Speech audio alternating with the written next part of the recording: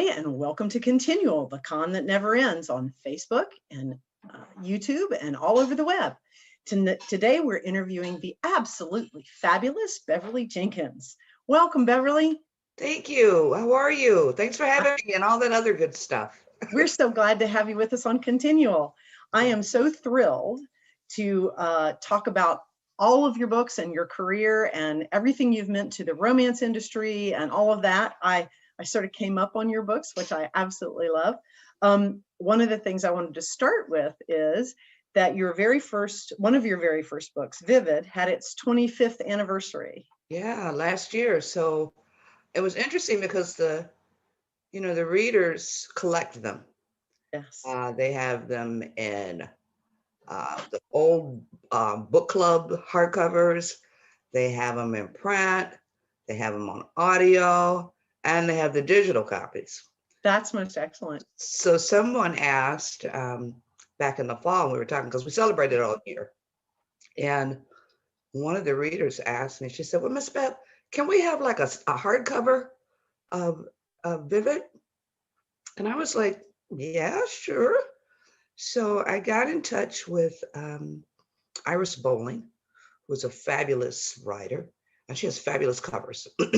So I asked her who does her covers. And so she gave me the email of the young woman who does the covers. And oh my God, I got this in exchange. And it is, and all I told her, the only thing I really wanted was the cameo. Right. So I said, okay, I want the cameo and then you do your thing. And fabulous job. She did a fabulous job. So Indigo, which is my third book, right, came out in 96, will be 25 years old this year. So are you going to do another hardcover edition? We're going to do another hardcover edition of that. I own the rights for those. Can't do the Avon things, but so she's going to be presenting me and my agent with her initial drawing, or however she makes this magic, the middle of next month. That's I'm going to see what it looks like. I'm looking forward to that. Now, you also have a new one as of February 9th, I think you said, from Avon called Wild Rain. Mm-hmm. Yeah. So from the start to the latest. Yeah. Tell us a little bit about Wild Rain. Wild Rain is the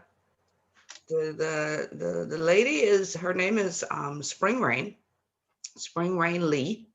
She's named after her Shoshone grandmother. And she's a rancher in Wyoming. And she breaks horses. And all barbed wire and hard edges. And no, I don't lead love. I don't want to have children. I am just, I got my land and my horses. I'm good. I'm happy where I am. Yeah. Happy where I am, and don't bother me. So she runs across a guy who is he's a reporter. He has come west from DC to interview Spring's brother, who was the hero in the book before this one. Right. Tim Best. And he's thrown from his horse, and she finds him walking in a snowstorm.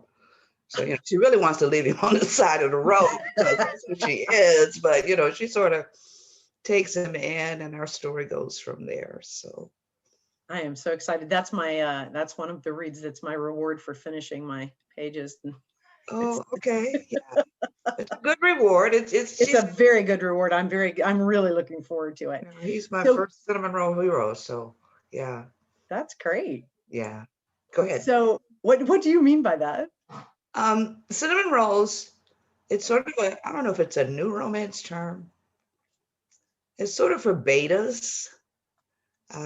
Regularly romance heroes are, you got that arrogance, you got that swagger, you got, the type A sort of. Right. But he's just very, very comfortable in his own skin, not trying to change her. Every time we see him, he has a book in his hand. Oh, I like him already. Yeah, just a really, really nice guy. Not trying to change her in any way. He's not weak, but strong enough to realize within himself that, I like her the way she is. Right. And she really, really appreciates that. So he's my first cinnamon roll. I don't know if I'm gonna write how many I'm gonna write because I like that arrogance and that swagger too. So Yeah. um, we'll see. But yeah, cinnamon roll. I like that. I love that term. So you sort of got your start with Night Song was your first one.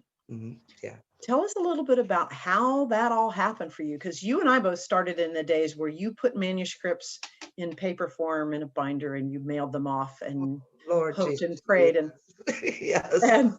and you know, you got your start before I did, but you know, that was in the days where you got the call You got and it the was a huge deal. yeah. So tell us a little bit about that for you. I had not planned on being published. Really? No, never. That was not a dream of mine. My only dream was, and I've said this before, was to work in a library. That was it. All I ever want to do is work in a library. So when I And you have a library degree, right? no, I have library experience Right. because when they offered me the job full time, I worked as a student, Michigan State University, and they offered me a full time job junior year. Nobody's going to class back then. Right. So, wait, full-time work? I'm there. I know. So it was finals week. So I took the job, and that was the head clerk for the graduate library. So I had a crew of probably 50 students working for me. I had my own office. And we were responsible for, reshelving the books and getting the books upstairs and putting up the shelving. I mean, we had a ball, had an absolute ball. So there's nothing like the library. My daddy was a head librarian, and I grew up in the library, and there's just nothing like a library. I read, I was one of those kids where I think my daddy started taking me to the library when I was maybe 8 or 9. And by the time I got to high school, this was the neighborhood library, I read everything in that building. Yeah. Every book in that building. But then I get it honest because my mom, well, both of them, but my mom especially, was a voracious reader. And we lost her last year this time. She passed away on the 27th of April last year. But she was reading up until, probably 90. Wow. And when she started reading, because she was born and raised in Detroit, she would tell you, I am not from the South. I'm from Detroit. And the libraries were segregated when she was in high school and junior high school. They wouldn't let her take the books home. Unlike the people, there were a lot of libraries in the South where Black people could not even come in the building. Wow. Yeah. That's crazy. It is crazy. But the Detroit system let you come in the library, but you couldn't take the books home. And they were not shelved in with the rest of the collection. They were behind the desk. You had to ask for them. That's so weird. It's just so silly. Segregation was stupid. It really was. This is how stupid it was. They had Ray Charles, a segregated school for the blind. I read his autobiography when I was younger. And that was one of the, and it stuck with me. I'm like, what? Anyway, back to my mom. You think about some of that stuff now and you go, it's just stupid. It's so stupid. Florida, right? So anyway, she couldn't take them home. So she would sit in the library on Saturday afternoons, hours and hours, and just, read those classics by Langston Hughes and Arna Bontemps and, all those great people back then. So when we started going to the library, I'm the oldest of 7. When we started going to the library, she didn't care what we read. Yeah. And, as long as it was age appropriate, because I'm sure she looked at our books while we were in school to see what we were really reading, because she was a stay-at-home mom for, forever. But I read everything in the library. So I'm working at a library, Park Davis Pharmaceuticals, I think I started in 85. My daughter was 5 years old. I got tired of her asking me 1,000 questions a day. She was born in 1980, and I'm like, okay, we need to get you in school. Yeah. You You're making your mama crazy. So what's that? What's that? What's that? She started talking at 6 months and she's still talking. So we put her in school and I went back to work. So I'd stayed home with her because my husband had a great job. And I was working in the Park Davis Pharmaceutical Library in Ann Arbor, Michigan, before they were bought by Warner Lambert, who was bought by Pfizer. So yeah, musical pharmaceutical. oh yeah, Big Pharma was something. It was a great place to work though. So I had a girlfriend who was a real librarian. I was working at the reference desk at the time. And this was just the beginning of searchers. You know, what Google does now. Yes. Libraries were paying people to do on behalf of the chemists and the guys and the ladies who were in the labs, you know. So go find me 12 articles on. Right, exactly. With these parameters, but not this parameter, well, you know, so. Right. So she had just gotten published and she had written a sweet romance, small publisher in Michigan. And so we're celebrating her. And I told her about this manuscript that I was working on for me, because back then, like I said, this is the early mid 80s.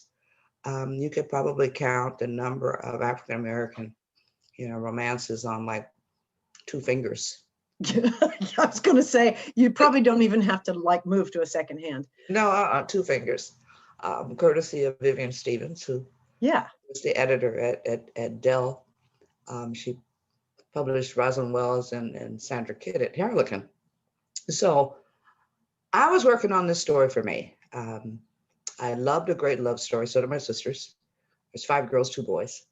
And, but there was nothing in the mainstream media, on TV or in movies that looked like me and my sisters and my aunts and, you know, my cousins. So I was writing a story about this Buffalo soldier and the school teacher for me, because I had my dream job. I was in a library. That's all I ever wanted. Yeah. So I brought the celebrating the girlfriend at work, and I told her about this little manuscript I was working on for me. And she said, well, bring it in, let me see it. So I did, and she said, you need to get this published. And like I said, this is like 87 or 88. I'm like, where? So I tell people that this is her fault. Can we send her thank you cards? Yeah. Her fault and my mother's fault, because when I was little, still in the crib, she would buy me cloth books. Oh, I love those. Yeah. My kids love those. Yeah, you know, they can't read them at that age. You know, you just chewing on them. They chew on them. Yeah. And she would say, eat those words, baby. Eat those words, baby. So between Laverne, my girlfriend at work, and eating the words with my mom, you know, made me eat when I was a baby. They're the reason I'm here. So I brought it in. And like I said, she wanted me to get it published. And I swear she harassed me every day. Did you find an agent? Did it, you know? So just to shut her up. You know, she didn't want to believe me when I said, I don't care about being published. I just want to work in a library. And to this day, I cannot tell you how I found Vivian Stevens. Vivian was my first agent. And I read romance and I read everything. I read science fiction, I read Westerns, you know, all of that. So I guess I saw her name in a Romantic Times, probably. And then the Catherine Fox magazine. Right, I miss that. I miss Romantic Times. Yeah. It's quite a force in the industry for a lot of different reasons. Yeah. So some kind of way, I don't know, like I said, maybe Romantic Times, Vivian had gotten out of publishing, and she had a small literary agency out of her house in New York. And so I sent her my little raggedy manuscript, and she called me at the desk less than a week later and said she wanted to represent me. So it took her, you know, I didn't care.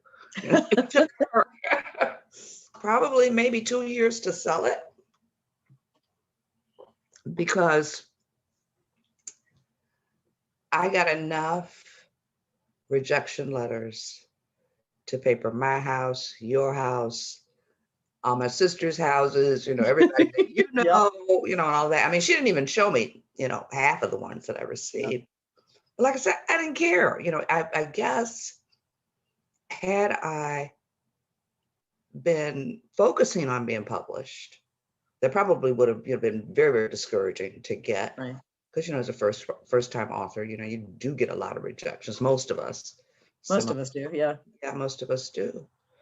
So the letters basically said, great writing, but great writing, but.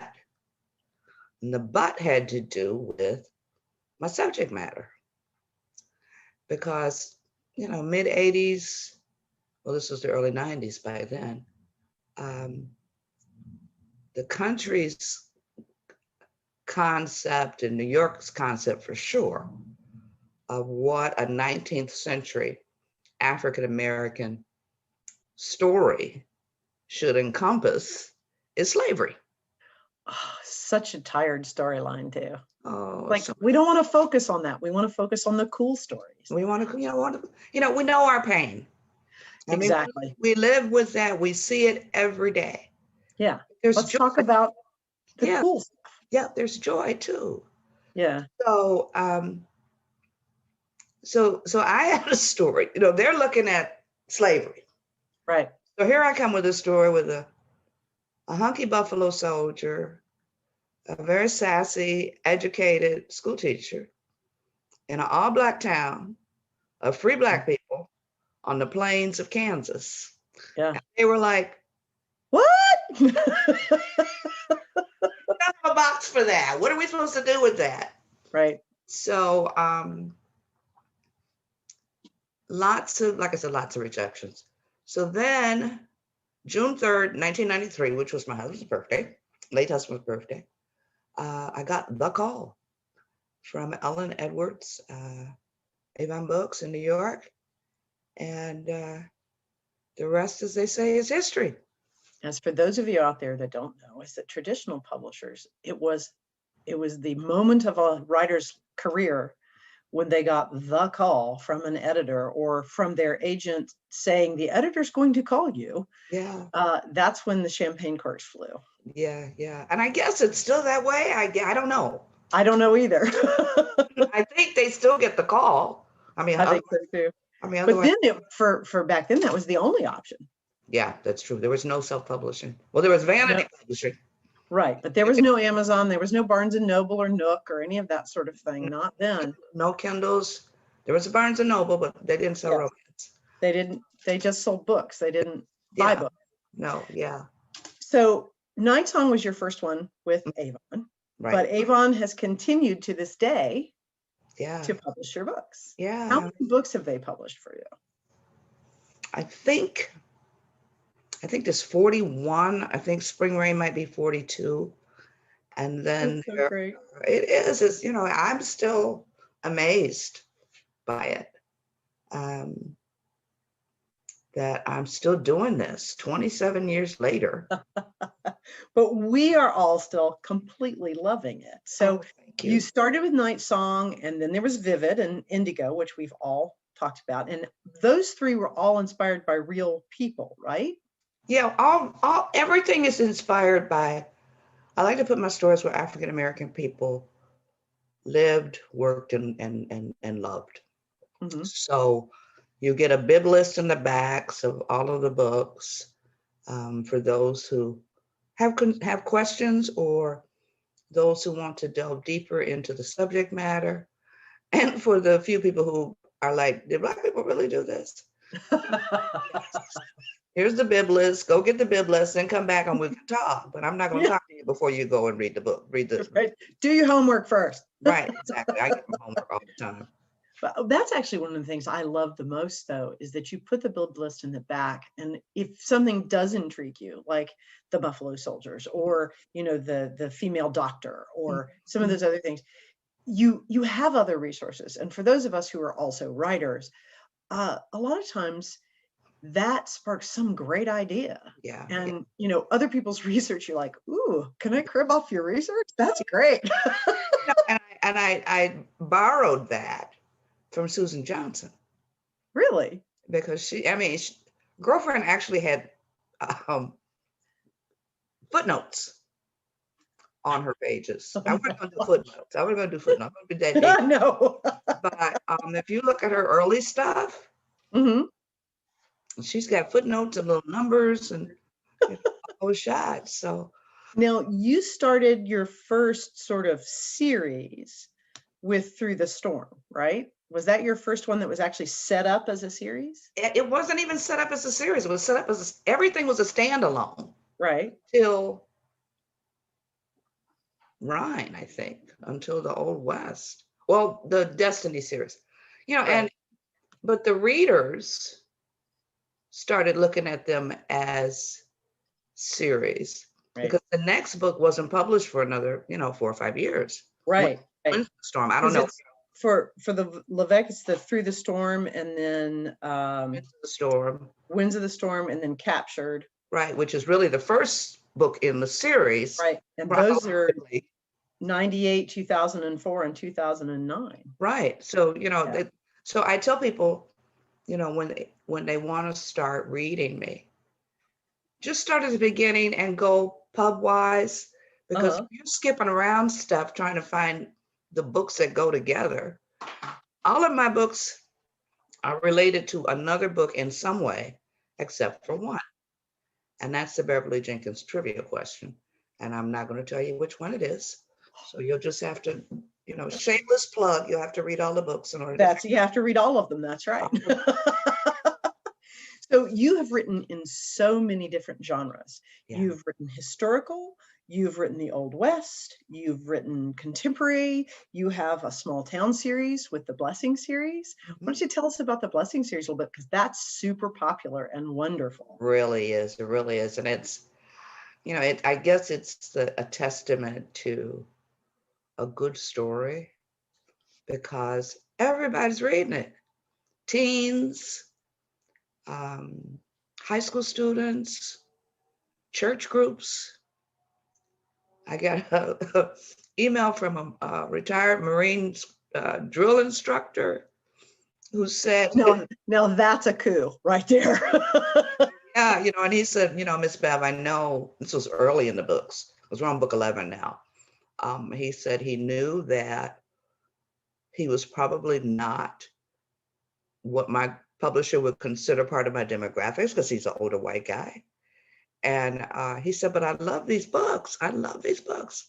And then I have a book Twitter friend who's in Arkansas on the radio, wears a big white hat.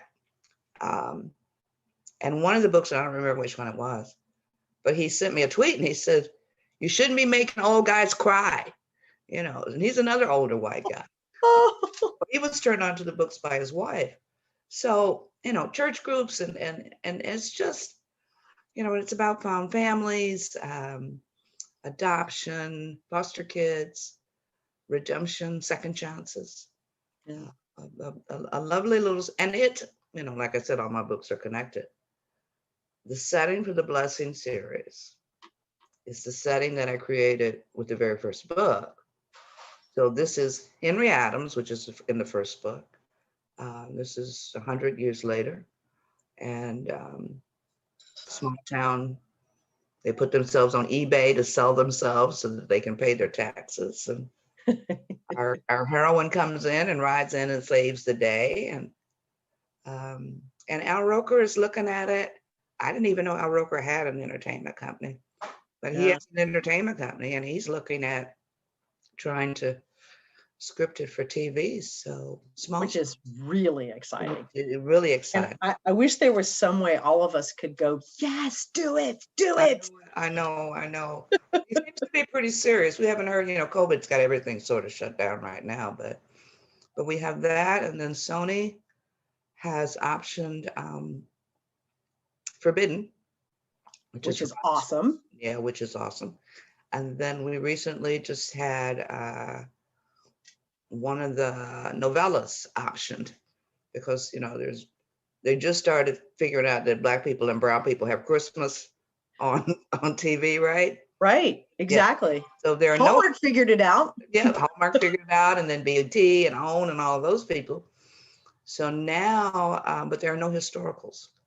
So we just option the historical. Well, and optioning and making are two different things. Right. But Right. we're keeping our fingers Right, crossed. absolutely. I mean, I think with the enormous success of Bridgerton, Mhm. and the enormous success of some of the other things that have been adapted, Game of Thrones, that sort of thing, finally, Yeah. production companies are looking to source back to source material as opposed to, oh, let's make another Sharknado. Oh, yes, for the 15th, 100th time or. Exactly. And I think that, your work lends itself. You are such a visual writer, and you set such a gorgeous scene that as a reader, you can be in Blessings. You can be in this place. Yeah. You have such a way of setting a scene that I think that it's easier to adapt that sort of thing, I think, Yeah. than it is something that's more intellectual or, more in someone's headspace, as opposed to these gorgeous scene sets that you do. So I see it in my head when I'm writing. yeah. I just try to keep up because I'm a pantser, Are you? Yeah, I write by the seat of my pants. There's, very little outlining or, forethought. I just wander around like Moses in the desert for the first, 2 or 3 weeks and look for the pillar of cloud to set me on my way. So That's right. Go this direction. right. Write this down, so. So you've written a lot of your historicals are really, a lot of them set in the most are set in the United States and in the West. Yeah. What is it about the West that drew you so? I mean, you grew up in Michigan, right? Yeah, I grew up in Michigan, grew up in Detroit. In Detroit, I'm outside of Detroit now. My grandfather, I have probably seen every John Wayne movie that's ever been made. My grandfather was a big John Wayne fan. My grandparents didn't live that far from us. So there were 3 of us born first. We're like a year and a half apart. I have 7 brothers and sisters, 6 brothers and sisters. There's 7 of us in 13 years. So we are stair steps. So the first 3 are girls. And so we would all hang out together because we're, year and a half. Right. So we would go to my grandparents and, hang out with them for the weekend. And my grandfather would be watching John Wayne on Friday nights. Now in Detroit, we had Channel 50, and Channel 50 would show all of the old great B movies like, It Came from Outer Space and The 50-Foot Woman and, and we wanted to see that. Right. But he was like, hey, this is my TV. You're watching Stagecoach. And You're watching Stagecoach. You're watching, all of the. 3:10 to Yuma. Right, all of that. So, and it was interesting because he had lived in Texas for a while. He was originally from Kentucky. And he would say the stories about a Black guy, what they would say colored back then. And we were like, yeah, right. And damned if he wasn't right, and looking through the history. So he called them shoot 'em ups. Yeah. My dad called them that too. Yeah, I think their generation, he's born in 1900. So, oh, wow. Yeah. And so I have a love for history. And then I met Art Burton, who's a historian, and his bailiwick is the Black West. He's got a great book called Black, Red, and Deadly, which I use for Topaz. Mm-hmm. It's about the Black and brown and Native lawmen and outlaws of Indian territory. And I met Art, and he is just a walking encyclopedia. And so he was very, very helpful when I wrote Topaz. So whenever I go, we're talking about the West, I always throw his name into the conversation so that people will go out and buy his books. He's an authority on Bass Reeves, who they think may be the model for the Lone Ranger. Right. Yeah, Right. yeah. So I love a good Western, and I wrote one or two or three or four or five Just or a few. few, and I'm still not done. I want to get back to that. So we'll see what happens in the future. Is there a genre area that you haven't written in that you'd like to adventure into? Fantasy, because that's what I read. Yay. That's what I read. I have this dragon book I've been lying to my readers about for the last 20 years about. Oh yeah, I'm gonna write this dragon book. I mean, because we have no Black women riding dragons. Actually, I think Nicole Kurtz has a dragon rider in her latest Slay, in her latest novella series. Yeah, okay. I have for bonus content, I think there's 8 pages of the beginning of the saga. Ooh, cool. In the back of a novella from the Blessing series. The novella, the dragon story is called Transformation. Uh-huh. And the readers loved it. So, I don't know, maybe next lifetime, but I'm really trying to get it done this lifetime if I can find the time. Yeah. Well, Avon keeps you very busy, and it was 2019 was the Women Who Dare. Yeah. And Rebel was the first one, and then this February's Wild Rain is the second one. Yeah, and the third one is due to my editor in September, and I have no idea who the lady's going to be because I'm a pantser. So we shall see. Now, I read somewhere that you said that if you wanted to start with something, start with Topaz. Yeah. Sometimes I do that. I tell them to start with Night Song also, which is the first book. Right. But throw Topaz in there, especially for guys. Uh-huh. Because it's a Western and it's funny. Uh-huh. It is laugh out loud, fall off the bed, kind of laughing. Yeah. I had a reader sent me a letter back when, before email. And she said, Miss Bev, the first 3 books are serious, sort of serious. Mm-hmm. Right. Night Song, Indigo, and Night Song, Vivid, and Indigo. She said, can you write a comedy? And I was like, Oh, throw me a challenge. Right. Yeah, that's right. I was still young and sure. Stupid. But that book is so good. We did it. It is funny. It is so funny. It is so funny. I read that one on a plane. Oh. And everybody in like 4 rows were going, what's she doing? when the guys, try and break into the bank with that tree. I mean, for me, that I laughed out loud every time I read that story. So is that the one you had the most fun writing? I don't know. I think I had fun writing that one. I think whatever book I'm working on at the time is the book that makes the most fun. Yeah. I know that the book that caused most tears was book 3 of the Blessing series.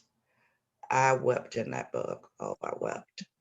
I really did. Which would be Something Old, Something New? Yes. Yeah. Yes. Yeah. What made it for you so weep worthy? Well, it's each of the books at the beginning are devoted to one of the kids. And there are 5 at-risk kids that are brought to the town by Bernadine Brown, and they are adopted or fostered by foster parents or adoptee parents. And so this was Devin's story. And he's the little boy who his grandmother told him he was anointed and that he was going to be a preacher. But she passed away. She got ill and passed away. And she was his only living, he thought, relative. And so he was okay for the first couple of books, but book 3, he just wanted to go home. And we found out that he did not get a chance, me and the readers, right, Pantser. Uh, Dad said he never got to say goodbye to his grandmother because he was a little kid and they wouldn't let him in the hospital to see her because he was, 6 or 7 at the time. So there's a part of the story where he gets to go home, and he's at his grandmother's grave, and it's just, oh, I think everybody who reads that story, people are like, Miss Bev, why don't you tell me I need 2 boxes of tissues? Yes. We all wept. So I'm not going to tell you the story. You have to read Yes. I don't do spoilers. I'm Good. shameless. Buy the book. By the book, that's right. But yeah, I really, in a lot of different places in that book, a lot of weeping going on. So for our listeners who love series, there are 9 books in the Blessing series. Well, there are now 10. Now 10. What's the 10th one? On the Corner of Hope and Maine. Oh, yes. Yeah, that's book 10. Write that one down. I love that title, by the way. That one's such an awesome title for that series. Yeah. Um, You can thank my editor for that. Sometimes I do the titles, sometimes she does the titles. So that's her title. So you said you're a pantser. Mm-hmm. What kind of advice do you have for writers starting out or writers working in the field who are also pantsers? What are some things that you've found over the years that work for you as a pantser to help keeping you moving forward and writing to the end? Well, I don't know if there is anything I can tell you other than your characters will make you crazy. Just write the story, as I tell everybody. Open yourself up to what the characters, where they're leading you. My characters have led me to places where I had to go get the atlas. It's like, really, this is where we're going? I didn't know that there were swamps in Texas. I didn't.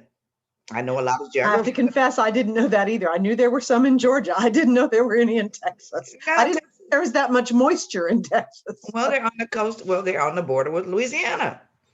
So, okay, I'm writing a story, and my hero's gotten beat up by the bad guys. And I mean, he's in bad condition, and his family takes him into the swamps. And I'm typing, right? And I'm trying to keep up. And I'm like, wait, what? Swamps? Texas? So I had to go get the atlas. And sure enough, like I said, there are swamps. Everybody in Texas knows this. Everybody in Louisiana knows it. They're laughing at me right now. Right. And so we go to this swamp. And because I'm a pantser, there are 2 people in the swamp who were major characters in the story that I had no idea were going to be in the story. Guess who just showed up? Yes. And the character, his mom or his aunt, is beating on this old, dead tree. Like I said, I'm just trying to keep up. And out of the swamp comes this older lady who she made the story. So, I did an interview with Sarah Wendell for Smart Bitches. Yeah, Smart Bitches Trashy Book. It's a great blog if anybody has not. Yeah, they're awesome over there. I told her, I said, I always feel like my characters are in the corner of my office laughing at me. Because of the things they bring you into and show you, like, hey, you didn't know this, so go get the atlas, girl. Right. They know the story and I don't. Another example, the Blessings book, we had a major character do something really, really stupid. I mean, just some kind of character. And I'm like, okay, this is what we're going to do, right? And he leaves town. I don't know where he is. It's 4 a.m. The book is due to my editor at 9 that morning. Oops. I still don't know where he is. So at 4 a.m, I'm standing in the bathroom in the dark, screaming at the mirror, where are you? And they said, here he is. And I'm like, you guys couldn't have told me this 2 weeks ago.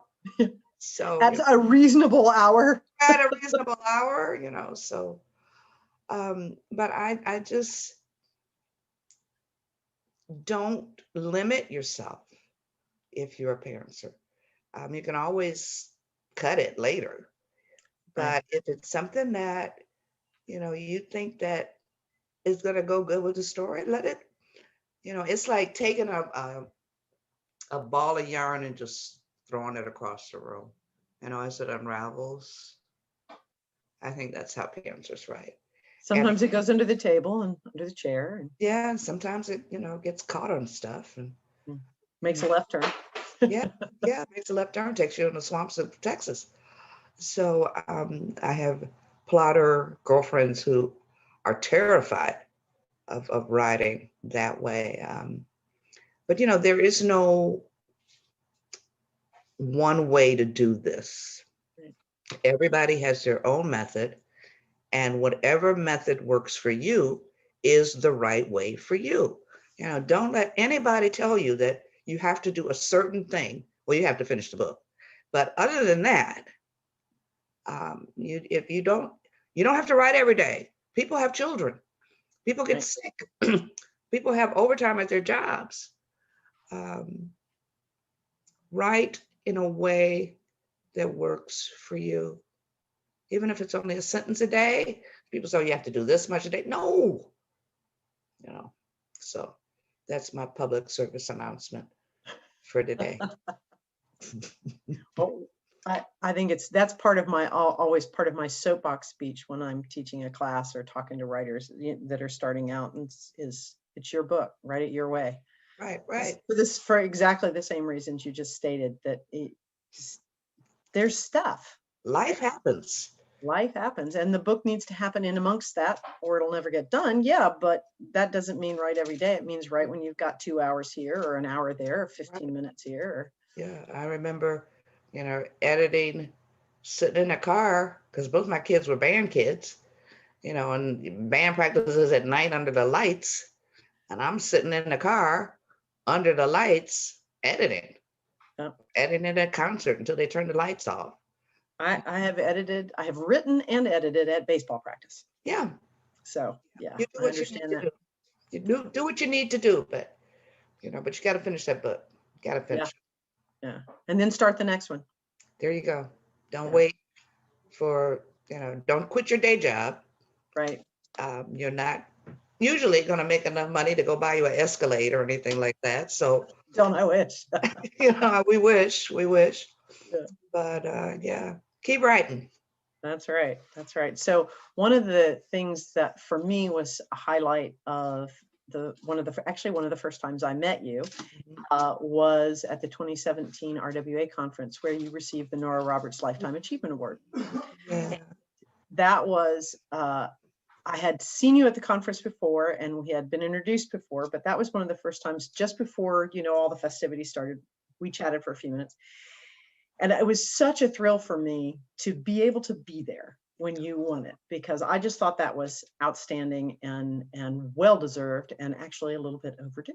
Well, yeah, we won't talk about that, but I agree with you. I agree. It was quite a moment for me. But you've also won a lot of other awards. Is there any award that has meant more to you than another? No. Or do you just take them as they come? I do. And my husband, when he was here, he's now in heaven playing golf. There for the last 18 years, playing golf in heaven. He wanted to put them up, on display and, put lights on them. And, right now they're downstairs in drawers in an old dresser, because, I'm just not, I try not to be impressed by myself as other people are, because once you start believing the hype, then stuff gets difficult. I'm just very, very grateful for the gift, because it is a gift. I'm grateful to be able to make the path wider for writers coming up behind me, especially women and guys of color. So for me, that means more, I guess the legacy that I put up, right, I guess means more to me than a statue. Or I do love my reader, though. I do love my reader.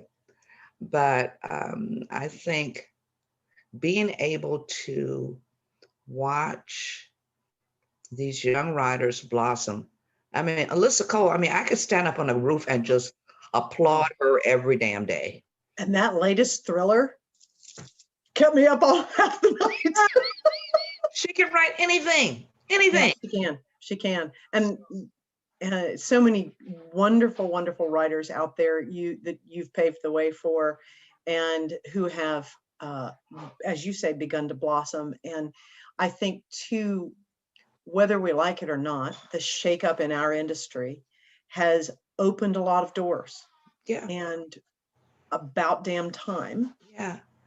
Um, and part of that, the shakeup, has to do with those indie writers who, were turned away, and they were like, we're not going away.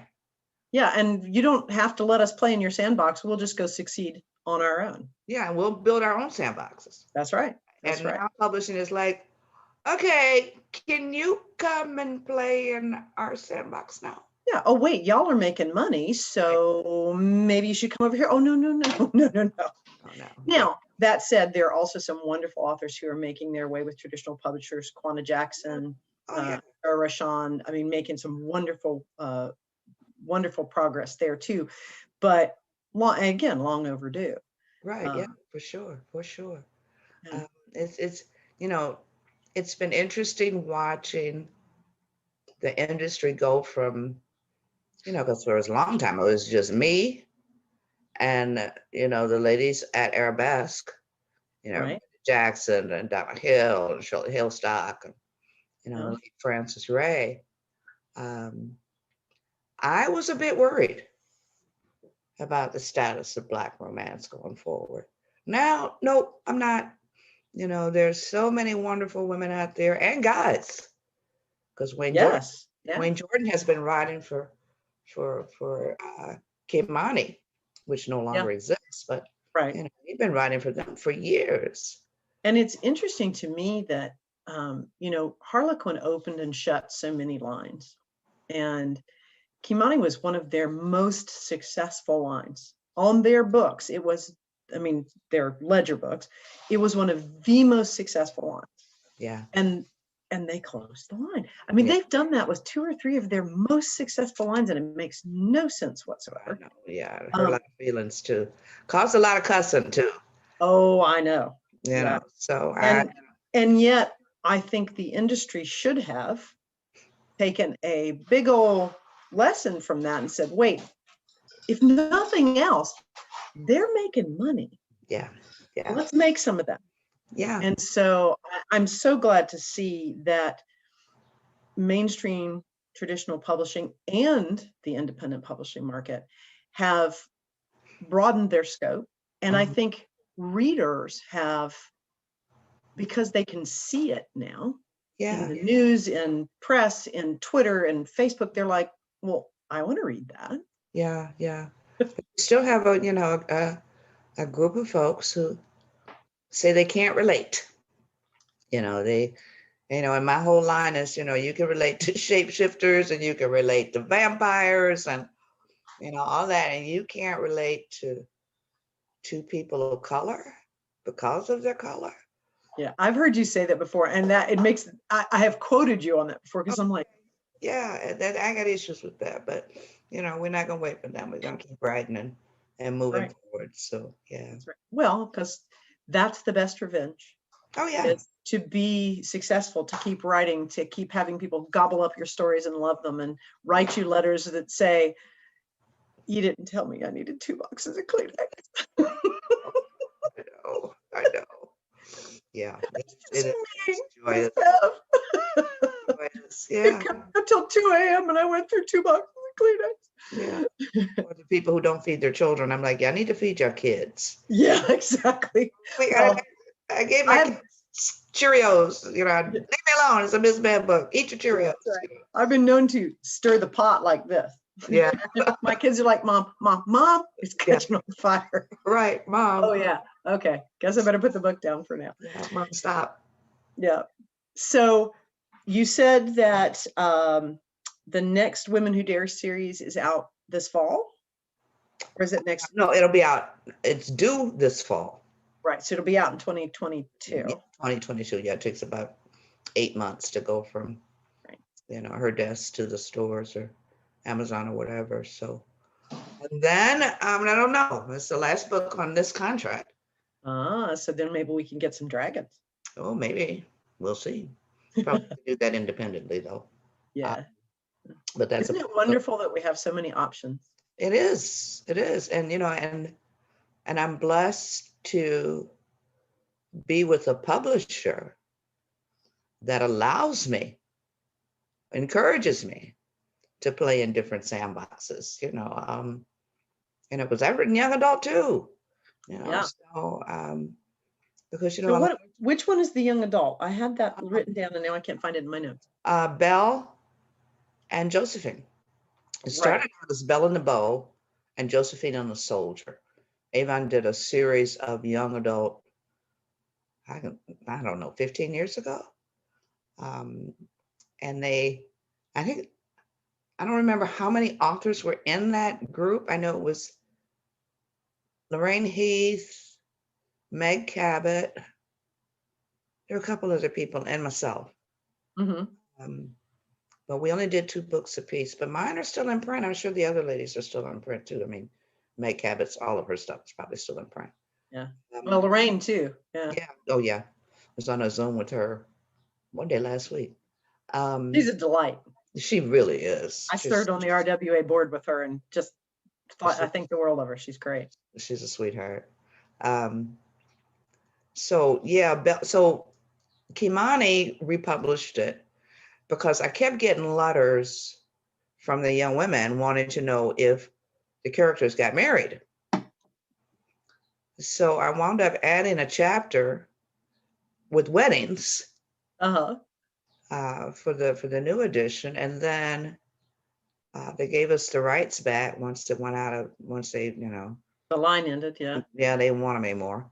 So we did digital, and they're still available and still bringing in a little bit of money every month, which is a good thing. Yeah, absolutely. Well, and young adult is such a wide open field. Yeah. And there's such a hunger for reading, which, as a librarian yourself, it makes my librarian soul go pitter pat that so many young people actually read. Yeah, they do. A lot more prefer the digital format than prefer books, yeah. But that's okay. They're still reading. As long as they're reading. And there are very few, if any, historical romances for them, for the young women of color between the ages of 12 and 18. Right. So, I would love to see more in that. Yeah. I think I saw Farah reference Princess Tiana book, I think, that she's doing for Disney Hyperion. Nice. Which is wonderful. Yeah. So, that's a market folks can tap into. Yeah, it's a big market. It's a big market. Black women do read. They read a lot. They read a lot. The Pew study said, person most likely to read a book is a Black woman with 2 years of college. So we'll see how that works out. Yeah, and I think we've got some hope for what's going on in our country. We've got a lot more opportunities for people, and they're because of digital and because of the platforms that we have. There isn't the barriers that there were when you and I started. No. You don't have to find an agent first. And now, of course, you do need to produce a good book and find a good editor and do all those things that you have to do to produce a good book. Right. But nobody can stop you if you're bound and determined to do it. Yeah. There's no, so many stories of all kinds from people of all identities. Mm-hmm. And that is a big difference too. Yeah. And isn't that wonderful? It is fabulous. Everybody deserves a HEA, and everybody deserves a story, and who you love and, how you identify yourself should not keep you from stories. So That's very important, I think. I think it is, and I think it is one of the we are in a place in history where we're allowing more of that, and I'm so thrilled. Oh, yeah. And I'm so thrilled that you were willing to come talk with us today, and really appreciate you being here. Why don't you tell our listeners how they can best find you, obviously in the bookstore and online on various platforms, but how else can they find you? You can find me on social media. I'm on Twitter way too much, at author Miss Bev. You can find me on Facebook. I have a brand page, and I have what's supposed to be the personal page, but it's full of fans and me. So just type in Facebook or type in my name, and the pages will show up. But and you can hook up with me at my website, which is beverlyjenkins.net, and sign up for my newsletter. It is free. I don't do it probably as often as I should, but you do get more than one a year, so I think that's an accomplishment. So and you can find all the books there. It's set up with a series page, and it's also set up with a by publication date page, and they are downloadable and printable thanks to Awesome. my great webmaster and my great assistant, virtual assistant. So check me out. That is excellent. And as always, you can find us here on ConTinual, the con that never ends.